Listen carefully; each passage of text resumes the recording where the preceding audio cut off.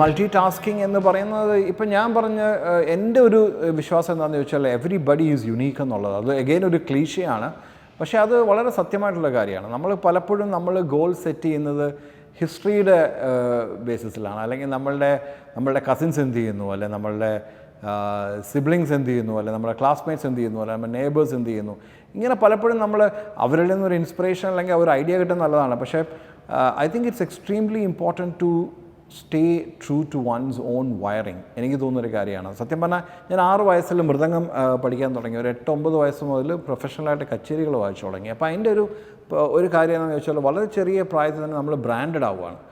ഒരു മൃദംഗ ആർട്ടിസ്റ്റാണ്. മൃദംഗ ആർട്ടിസ്റ്റ് ആവുന്നത് വളരെ നല്ല കാര്യമാണ്, അതൊരു മോശം കാര്യമല്ല. പക്ഷേ എനിക്ക് അതിൽ ഒതുങ്ങി നിൽക്കാൻ എനിക്കൊരിക്കലും ഒരു താല്പര്യം ഉണ്ടായിരുന്നില്ല. പക്ഷേ നമ്മളുടെ പുറത്തുള്ള ഒരു പ്രഷർ ഉണ്ടല്ലോ, കാരണം if you start showing promise in one area, അതിൽ നിന്ന് നമ്മൾ ഒതുക്കപ്പെടുകയാണ്. അതങ്ങനെ എനിക്ക് തോന്നിയിട്ടുണ്ട് പലപ്പോഴും. പക്ഷേ ചില ആൾക്കാർക്ക് പല കാര്യങ്ങൾ ചെയ്യുന്നതാവും അവരുടെ ഒരു സ്ട്രെങ്ത്, ചില ആൾക്കാർക്ക് ഒന്നിൽ മാത്രം ഫോക്കസ് ചെയ്യുന്നതാവും അവരുടെ സ്ട്രെങ്ത്. എന്നെ സംബന്ധിച്ചോളം എൻ്റെ ലൈഫ് വെച്ച് പറയുകയാണ്, എനിക്ക് മൃദംഗം ഒരിക്കലും ഉപേക്ഷിക്കാൻ തോന്നിയിട്ടില്ല. കാരണം എന്നും അതൊരു നമുക്കൊരു ആർട്ട് നമ്മുടെ കൂടെ ഉണ്ടെങ്കിൽ, അല്ലെങ്കിൽ അങ്ങനെ ഉണ്ടെങ്കിൽ അതിൽ ലൈഫിൽ അത് കോൺട്രിബ്യൂട്ട് ചെയ്യുന്ന ഒരുപാട് കാര്യങ്ങളുണ്ട്. നമുക്ക് അതൊരു സ്ട്രെസ് ബസ്റ്ററാണ്, സോഷ്യൽ റെക്കഗ്നിഷൻ കിട്ടുന്നൊരിതാണ്, നമ്മളുടെ മോർ ഇമ്പോർട്ടൻ്റ്ലി നമ്മുടെ ബ്രെയിനെ അത് വേറെ രീതി ഫങ്ഷൻ ചെയ്യാൻ തന്നെ സഹായിക്കുമെന്ന് വിശ്വസിക്കുന്ന ഒരാളാണ് ഞാൻ. It improves your lateral thinking ability, ഇങ്ങനെ പല ക്രിയേറ്റീവ് എബിലിറ്റി, ഇങ്ങനെ കുറേ കാര്യങ്ങളുണ്ട്.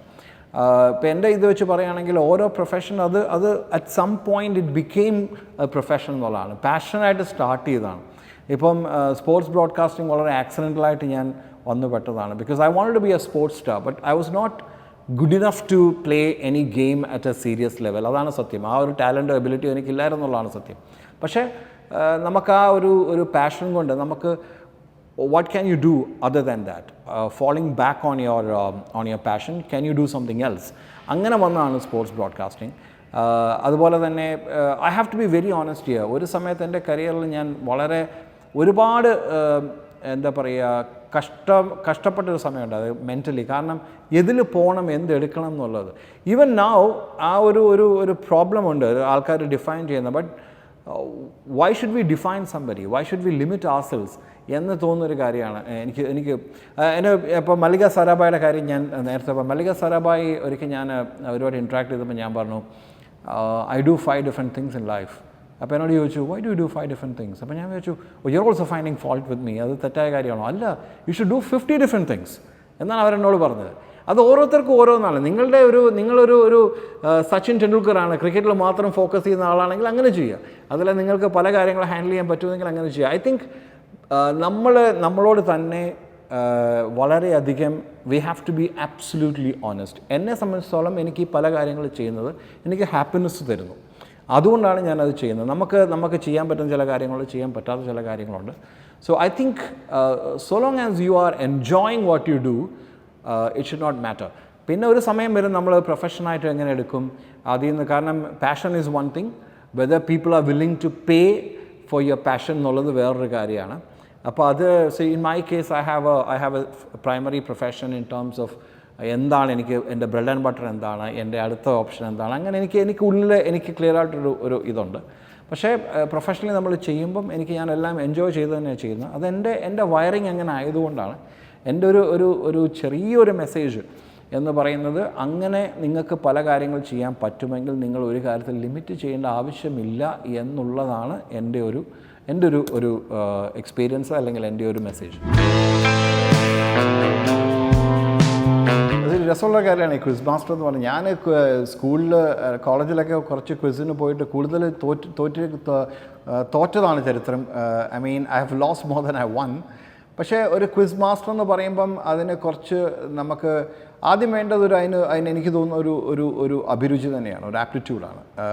കാര്യങ്ങൾ അറിയാനും അറിഞ്ഞ കാര്യങ്ങൾ അത് ഷെയർ ചെയ്യാനും ഉള്ളൊരിത്. പിന്നെ presentation skills as A quiz master is extremely important. അപ്പം ഞാൻ ടി വിയിൽ പണ്ടൊരു ക്വിസ് ചെയ്യുന്ന സമയത്ത് ആൾക്കാർ പുറത്ത് പലരും വന്ന് നമ്മളെ ഭയങ്കര ബഹുമാനത്തോടെ നോക്കും. ആ ബഹുമാനത്തിൻ്റെ കാര്യം ഈ ക്വസ്റ്റ്യൻസ് എല്ലാം നമ്മുടെ മനസ്സിലിങ്ങനെ നിൽക്കുന്നു, നമ്മളെല്ലാം അറിയാവുന്ന ഒരാളാണെന്നുള്ള തെറ്റിദ്ധാരണ കൊണ്ടാണ് പലപ്പോഴും അവർ വന്നിങ്ങനെ. ഇപ്പോൾ ഞാൻ പറയുമില്ല, ഒരു 7-8 പേര് അടങ്ങുന്ന ഒരു ടീം ആണ് ഇത്രയും ക്വസ്റ്റ്യൻസ് പ്രിപ്പയർ ചെയ്യുന്നത്. അതിൽ എനിക്കൊരു പങ്കുണ്ട്, അത്രമാത്രമേ ഉള്ളൂ.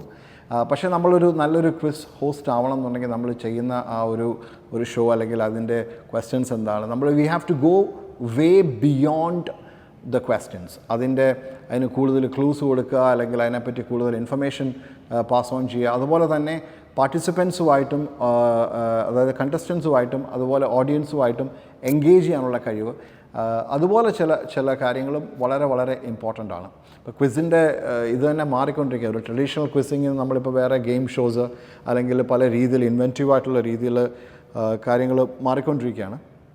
ബട്ട് അൾട്ടിമേറ്റ്ലി ഇതാണ് ഒരു അറിയാനുള്ള ഒരു ആഗ്രഹം, ആ അറിവ് പകർന്നു കൊടുക്കാനുള്ള ഒരു ആറ്റിറ്റ്യൂഡ്, അതുപോലെ തന്നെ അതിന് സഫീഷ്യൻ്റ് ആയിട്ടുള്ള കമ്മ്യൂണിക്കേഷൻ, പ്രസൻറ്റേഷൻ സ്കിൽസ്, ഇതാണ് എനിക്ക് തോന്നുന്ന ഒരു ക്വിസ് മാസ്റ്റർക്ക് വേണ്ടത്.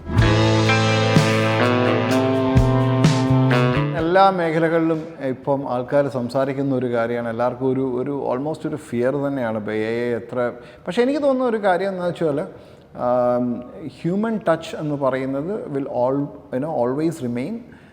നമ്മൊരു ആണെങ്കിൽ എന്തൊരു ടെക്നോളജിക്കൽ അഡ്വാൻസ്മെൻ്റ് ആയാലും അതിനെ ഡ്രൈവ് ചെയ്യുന്നത് ഹ്യൂമൻ ഫോഴ്സ് തന്നെയായിരിക്കും, ഹ്യൂമൻ ബ്രെയിൻ തന്നെയായിരിക്കും, ഹ്യൂമൻ എബിലിറ്റി ടു തിങ്ക് അതായിരിക്കും എന്നാണ് എനിക്ക് തോന്നുന്നത്.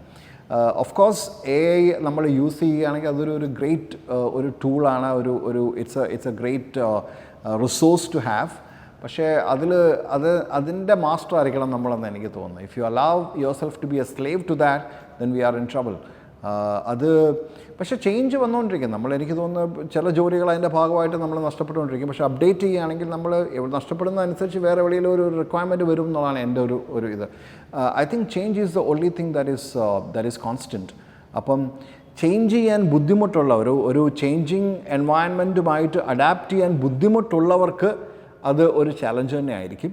But if you are willing to adapt, willing to keep learning, willing to keep improving on a daily basis and keep abreast with what's happening, നമുക്ക് ഇതിന് പകരം വേറൊരു കാര്യം where humans cannot be substituted എന്നുള്ളതാണ് എനിക്ക് തോന്നുന്നത്. AI is here to stay. In the days to come ഇതിനേക്കാൾ കൂടുതൽ ടെക്നോളജിക്കൽ അഡ്വാൻസ്മെൻറ്റ്സ് വരും. But human touch will always remain human touch.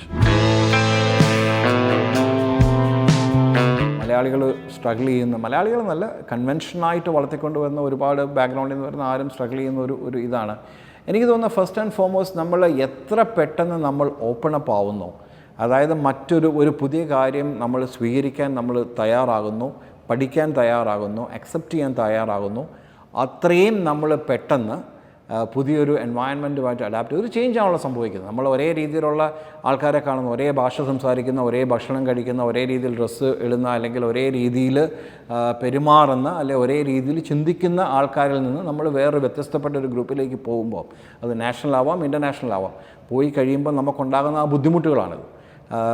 First is to accept change. നമ്മൾ കൂടുതൽ റെസിസ്റ്റ് ചെയ്യുന്ന തോറും നമ്മൾ ഒറ്റപ്പെട്ടു പോകണം. അവിടെ the sooner you accept the better it is. കാരണം ആ ഒരു change is for the better എന്ന് അറിയുകയാണെങ്കിൽ നമ്മൾ അക്സെപ്റ്റ് ചെയ്യാറ്. കാരണം പലപ്പോഴും റെസിസ്റ്റൻസിൻ്റെ ആ ഒരു ഡിഗ്രി കൂടുന്നതുകൊണ്ടാണ് നമുക്ക് പ്രശ്നങ്ങൾ വരുന്നത്. എന്നാൽ ഓക്കെ ഇതാണ്, this is A new environment, ഇതിൽ നമുക്ക് എന്ത് പഠിക്കാൻ പറ്റും, ആ ഒരു ചേഞ്ച് ഓഫ് മൈൻഡ് സെറ്റ് വന്നാൽ തന്നെ I think we are taking ourselves to a different level in terms of personality. എൻ്റെ പേഴ്സണൽ ലൈഫ് വെച്ച് നോക്കുവാണെങ്കിൽ എനിക്ക് അതൊരു ഗ്രേറ്റ് ബ്ലെസ്സിങ് ആയിട്ട് എനിക്ക് തോന്നിയിട്ടുണ്ട്. കാരണം the environment which was provided to me, ഇപ്പോൾ ഇൻ്റർനാഷണൽ ഇതിൽ പോയി കഴിഞ്ഞാലും പല കൺട്രീസിലുള്ള ആൾക്കാരാവും, പല രീതിയിലുള്ള ആൾക്കാരാവും. പക്ഷേ നമുക്ക് അവരുമായിട്ട് ബൗണ്ടറീസ് കീപ്പ് ചെയ്യണം. അറ്റ് ദ സെയിം ടൈം അവരുമായിട്ട് ഫ്രണ്ട്ലി ആയിട്ടോ അല്ലെങ്കിൽ ഒരു കോർഡിയലായിട്ടോ ഒരു എൻവയൺമെൻറ്റിൽ വർക്ക് ചെയ്യാൻ എനിക്ക് തോന്നുന്നു നമ്മൾ അക്സെപ്റ്റ് ചെയ്യുക എന്നുള്ളതാണ്. അക്സെപ്റ്റ് ചെയ്യുമ്പം അവരെ അക്സെപ്റ്റ് ചെയ്യുമ്പം നമ്മളുടെ കാര്യങ്ങളും അവർ അക്സെപ്റ്റ് ചെയ്യും. And it's a good exchange that is happening, and that contributes to our development, our learning എന്നെനിക്ക് തോന്നിയിട്ടുണ്ട്. നമ്മളുടെ അക്സെപ്റ്റൻസ് ആണ് ഇവിടെ. നമുക്ക് ഐഡിയാസ് വരാറുണ്ട്, നമുക്ക് ചില തോട്ട്സ് വരും, ചില ഇത് വരും. പക്ഷേ അത് വി ഡോണ്ട് ബാക്ക് ദം.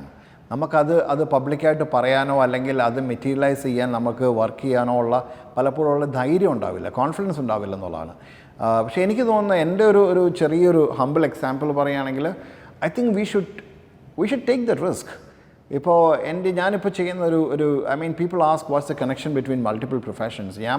എനിക്ക് തോന്നുന്നത് ഇതിൻ്റെ എല്ലാം ബേസ് ഒന്ന് തന്നെയാണ്.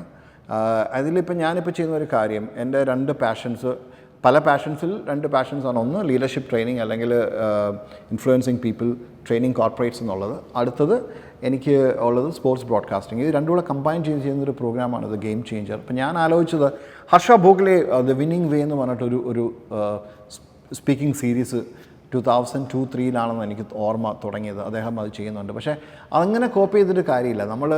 അതൊരു ഇൻസ്പിറേഷനാണ്. പക്ഷേ ഞാൻ ആലോചിച്ചത് എങ്ങനെ നമുക്ക് വ്യത്യാസപ്പെട്ടൊരു കാര്യം ചെയ്യാം. അപ്പോൾ ഞാൻ 1996 ഒരു പക്ഷേ എൻ്റെ ഏജ് ഗ്രൂപ്പിലുള്ള ആൾക്കാർക്ക് ഇത് റിലേറ്റ് ചെയ്യാൻ പറ്റും. 1996 ശ്രീലങ്ക വേൾഡ് ചാമ്പ്യന്മാരായത് ഒരു എക്സെപ്ഷണൽ കേസ് സ്റ്റഡിയാണ്. ശരിക്കും പറയുകയാണെങ്കിൽ ഒരു massive underdogs, they went on to win the world cup by shocking the world. And on the way അവർ ഇന്ത്യ 2 പ്രാവശ്യമാണ് തോൽപ്പിച്ചത്. ഒന്ന് ഡൽഹിയിലും ഒന്ന് സെമി ഫൈനലിൽ കൊൽക്കത്തയിലും. അന്ന് ആസ് എ കിഡ് അതെന്നെ ഒരുപാട് ഹേർട്ട് ചെയ്തൊരു കാര്യമാണ്. പക്ഷേ when I grew up I realised അതിൽ ഒരുപാട് ലേണിംഗ് ഉണ്ട്. അതായത് സാധാരണ ജീവിതം നയിക്കുന്ന, അല്ലെ സാധാരണ റിസൾട്ട്സ് മാത്രം കിട്ടുന്ന, അത് ഏത് ഫീൽഡിലായാലും, സ്പോർട്ടും കോർപ്പറേറ്റ് വേൾഡും തമ്മിൽ വല്ലാത്തൊരു കണക്ഷനുണ്ട്. അത് ഏത് മേഖലയിലായാലും, അത് ഏത് ഏരിയയിലായാലും, കമ്മ്യൂണിക്കേഷൻ ഇഷ്യൂസ് ആയാലും, അല്ലെങ്കിൽ ലീഡർഷിപ്പ് ഇഷ്യൂസ് ആയാലും, ഗോൾ സെറ്റിംഗ്, അല്ലെങ്കിൽ മാനേജിങ് സക്സസ്സോ മാനേജിങ് ഫെയിലിയർ, ഇങ്ങനെ നോക്കിക്കഴിയുമ്പം. അപ്പോൾ എനിക്ക് ആ ഒരു മെറ്റഫർ എനിക്ക് ഭയങ്കര, ഞാൻ ഡൽഹിയിൽ നിന്ന് ഗുർഗാവിന് പോകുമായിരുന്നു.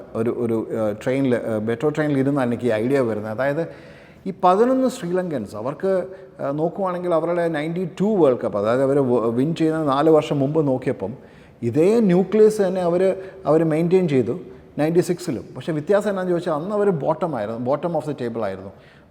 എൻ്റെ ഓർമ്മയിൽ സിംബാബ്വെ മാത്രമേ ഉണ്ടായിരുന്നുള്ളൂ അവർക്കടിയിൽ. അവർ തീരെ എല്ലാവരും ലൈറ്റായിട്ട് എടുക്കുന്ന ഒരു ടീം. അതേ nucleus which had the same captain in Ranatunga, same De Silva, same Mahanama, Asanka Gurusinghe, ഇങ്ങനെയുള്ള പ്ലേയേഴ്സ് 4 വർഷം കഴിഞ്ഞപ്പം ഇവർക്ക് വേൾഡ് ചാമ്പ്യന്മാരാകാൻ എങ്ങനെ പറ്റും എന്നുള്ളൊരു വിശ്വാസം എങ്ങനെ വന്നു എന്നുള്ളത് എന്നെ സംബന്ധിച്ചോളം ഭയങ്കരമായ ഒരു ഇൻട്രീഗിങ് ഫാക്ടറായിരുന്നു. നമുക്ക് അവർക്ക് അങ്ങനെ ചെയ്യാമെങ്കിൽ എന്തുകൊണ്ട് നമ്മളുടെ ലൈഫിൽ അത് ചെയ്തുകൂടാ? എന്തുകൊണ്ട് നമ്മളുടെ കോർപ്പറേറ്റ് ഓർഗനൈസേഷൻസ് അത് ചെയ്തുകൂടാ? ടീംസിന് അങ്ങനെ ചെയ്തുകൂടാ? അങ്ങനെ ഞാൻ വിചാരിച്ച് ആ ഒരു തോട്ടിൽ നിന്നുണ്ടായ ഒരു പ്രോഗ്രാമാണ് ദ ഗെയിം ചേഞ്ചർ എന്ന് പറഞ്ഞാൽ. ഞാനത് അന്നത്തെ ശ്രീലങ്കയുടെ ഹെഡ് കോച്ചായിരുന്നു ഡാവ് വാട്ട്മോറുമായിട്ട് ചേർന്ന് ചെയ്യുന്ന ലീഡർഷിപ്പ് പ്രോഗ്രാമാണ് കോർപ്പറേറ്റ്സ്. ഞാൻ പറഞ്ഞു വന്നത്, അത് ഒരു ചെറിയൊരു ഐഡിയ എന്ന് എനിക്ക് തോന്നിയ ഒരു കാര്യം, ആ ഒരു ഇൻസ്പിറേഷൻ. ഞാൻ അദ്ദേഹത്തെ കോൺടാക്റ്റ് ചെയ്തു. അദ്ദേഹം അത് ഓക്കെ എന്ന് പറഞ്ഞു. അത് സെല്ല് ചെയ്യാൻ കുറേ സമയമെടുത്തു, കോർപ്പറേറ്റ്സിനെ കൺവിൻസ് ചെയ്യാനൊക്കെ. പക്ഷേ അൾട്ടിമേറ്റ്ലി ആ ഒരു ഐഡിയയിൽ നമ്മൾ കൺവിൻസ്ഡ് ആണെങ്കിൽ എനിക്ക് തോന്നുന്നത് it's just A matter of time. നമ്മൾ ആ ഒരു ഇനഫ് എഫേർട്ട് കൊടുക്കുവാണെങ്കിൽ. അപ്പം പലപ്പോഴും ഈ ഇന്നൊവേഷൻ അല്ലെങ്കിൽ ഒരു ക്രിയേറ്റീവ് ഐഡിയ അത് ഇല്ലാതായി പോകുന്നത് നമുക്ക് സപ്പോർട്ട് കിട്ടാത്തപ്പോഴാണ്, അല്ലെങ്കിൽ നമുക്ക് ആവശ്യത്തിന് കോൺഫിഡൻസ് കിട്ടാത്തപ്പോഴാണ്. നമുക്ക് പക്ഷേ ആ ഒരു ഐഡിയയിൽ ഉറച്ച വിശ്വാസം ഉണ്ടെങ്കിൽ it's just A matter of time. And perseverance and persistence, the 2 P's are extremely important. Upskilling എന്ന് പറയുന്നത് എനിക്ക് തോന്നുന്ന എന്നും ഇമ്പോർട്ടൻ്റ് ആയിട്ടുള്ള കാര്യമായിരുന്നു. പക്ഷേ ഈ ഒരു കോർപ്പറേറ്റ് വേൾഡിൽ മാത്രമല്ല, if you look at any field, it's a very rapidly changing environment. It's an extremely dynamic volatile environment. അപ്പോൾ അവിടെ നമ്മൾ to keep pace with what is latest. Upskilling എന്ന് പറയുന്ന ഇന്നൊരു ലക്ഷറി അല്ല. I think it is a much needed thing. ഇന്നിപ്പോൾ corporates recruit ചെയ്യുമ്പം, പല ലെവലിൽ റിക്രൂട്ട് ചെയ്യുമ്പോൾ ആൾക്കാർ നോക്കുന്ന സംബഡീസ് വില്ലിങ്നെസ് ടു ലേൺ. ഇപ്പോൾ ഒരു importance that is given to training programs, importance that is given to learning and development പഴയതിനേക്കാളും വളരെ വളരെ കൂടുതലാണ്. കാരണം ഇതൊന്നൊരു കീ ഏരിയ ആയിട്ട് തന്നെ ആൾക്കാർ കാണുന്നു. Because we need people who can keep pace with the rapidly changing environment. So upskilling എന്ന് പറയുന്നത് എന്നെ സംബന്ധിച്ചോളം ഇന്നൊരു നോൺ നെഗോഷ്യബിൾ ആയിട്ടുള്ള കാര്യമാണ്. ഇന്ന് നിങ്ങൾ ചിലപ്പം നമ്മളുടെ ഭാഷ പറയില്ല, പുലിയായിരിക്കാം ഒരു ഏരിയയിൽ, പക്ഷേ നാളെ നിങ്ങൾ എലിയായി പോവും അത് നിങ്ങൾ അപ്സ്കിൽ ചെയ്തില്ലെങ്കിൽ. ആ ഒരു ലെവലിലേക്ക് കാര്യങ്ങൾ പോയിരിക്കുന്നു. And I think again acceptance. We need to accept the fact that it's a part of life, it's a way of life. ഈ ഫിറ്റ്നസ് എന്ന് പറയുമ്പം ഐ തിങ്ക് നറിഷ്മെൻറ്റ് എന്ന് പറയുന്നത് ഒരു വളരെ ഇമ്പോർട്ടൻറ്റ് കാര്യമാണ്. I start with that. Nourishment is for not just for the body but for the mind as well. കാരണം നമ്മൾ ഞാനങ്ങനെ I don't claim to be a person who eats right. പക്ഷേ ഞാൻ ശ്രമിക്കുന്നൊരു കാര്യമാണ്. ഇപ്പം ചില ഹെൽത്ത് ഇഷ്യൂസൊക്കെ വരുമ്പോൾ നമ്മൾ നോക്കുമല്ലോ, to you know watch our diet, അതുപോലെ തന്നെ സമയത്ത് ആഹാരം കഴിക്കുക, അതൊക്കെ ഇപ്പോൾ ശ്രമിച്ചുകൊണ്ടിരിക്കുകയാണ്. ഒരു സമയത്ത് ഞാൻ അങ്ങനെ അല്ലായിരുന്നു. ഈക്വലി ഇമ്പോർട്ടൻ്റ് ആണ് എനിക്ക് തോന്നുന്നത് മനസ്സിൻ്റെ ആരോഗ്യവും മനസ്സിൻ്റെ ഫിറ്റ്നസ്സും. അതുപോലെ മനസ്സിൻ്റെ ആരോഗ്യം എന്ന് പറയുമ്പോൾ നറിഷ്മെൻറ്റ് ഓഫ് യുവർ മൈൻഡ്, എനിക്ക് തോന്നുന്നത് റീഡിങ് എന്ന് പറയുന്നത് it's an extremely important thing. വായന. I don't claim to be a voracious reader, but I try to read. എനിക്ക് തോന്നുന്നത് ഏത് ഫീൽഡിലായാലും ഞാൻ പലപ്പോഴും എനിക്ക് ഈ ആരോ പറഞ്ഞു കേട്ടതാണ്, എനിക്ക് വളരെ ശരിയായിട്ട് തോന്നിയിട്ടുണ്ട്. ഈ ലോകത്ത് 2 രീതിയിലുള്ള ആൾക്കാരേ ഉള്ളൂ, വായിക്കുന്നവരും വായിക്കാത്തവരും. വായിക്കുന്നവരുടെ അതേത് ഫീൽഡും ആയിക്കോട്ടെ, നമുക്കിപ്പോൾ ഒരു നമ്മളെ കൊണ്ട് നടക്കുന്ന ഒരു ടാക്സി ഡ്രൈവർ അല്ല ഓട്ടോ ഡ്രൈവർ, അത്യാവശ്യം വായനയുള്ള ഒരാൾ നമ്മൾ സംസാരിക്കുന്നതും അല്ലാതെ സംസാരിക്കുന്നതും തമ്മിൽ ഒരുപാട് വ്യത്യാസമുണ്ട്. അതുപോലെ എൻ്റെ ഫീൽഡിൽ വരുവാണെങ്കിൽ I think reading becomes absolutely non negotiable. കാരണം to me reading inspires a torrent of ideas. നമ്മൾ വായിക്കുമ്പം എനിക്കതൊരു ഞാനിത് വെറുതെ പറയുന്നതല്ല, എൻ്റെ ബെസ്റ്റ് ഫ്രണ്ട്സ് എന്ന് എനിക്ക് തോന്നുന്നത് ഇപ്പോൾ ബുക്സാണ്. കാരണം ഒരിക്കലും മാറാത്ത ഒരു ഇക്വേഷൻ നമുക്ക് തരുന്നത് ബുക്സാണ്. അതുപോലെ തന്നെ ചില ബുക്സ് ഞാൻ 10 വർഷം മുമ്പ് വായിച്ചൊരു ബുക്ക് ഇപ്പോൾ എടുത്ത് വായിക്കുമ്പം നമ്മൾ അന്ന് കണ്ടിട്ടില്ലാത്ത ചില പെർസ്പെക്റ്റീവ്സ്, കേട്ടിട്ടില്ലാത്ത ചില പെർസ്പെക്റ്റീവ്സ് ആ ബുക്സ് ഇന്ന് എനിക്ക് തരുന്നുണ്ട്. കാരണം നമ്മളുടെ ആ ഒരു 10 years ഓഫ് എക്സ്പീരിയൻസ് നമ്മൾ റിലേറ്റ് ചെയ്യാൻ പറ്റുന്നു. I think reading is N absolutely non negotiable thing.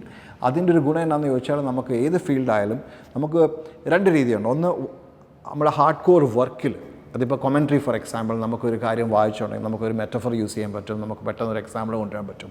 നമ്മുടെ vocabulary might be better than some other people around. അങ്ങനെ ഒന്ന്. രണ്ടാമത്, man is a social animal. നമുക്ക് കോൺവെർസേഷൻസ് ഹോൾഡ് ചെയ്യാൻ, നമുക്കൊരു to get respected, to get acceptance, ഒരു casual കോൺവെർസേഷനിൽ പോലും നമ്മൾ വായിച്ച ഒരാളോട് സംസാരിക്കുന്നതും വായിക്കാത്ത ഒരാളോട് സംസാരിക്കുന്നതും തമ്മിൽ ഒരുപാട് വ്യത്യാസമുണ്ട്. So in my book I think reading is N absolutely non negotiable thing.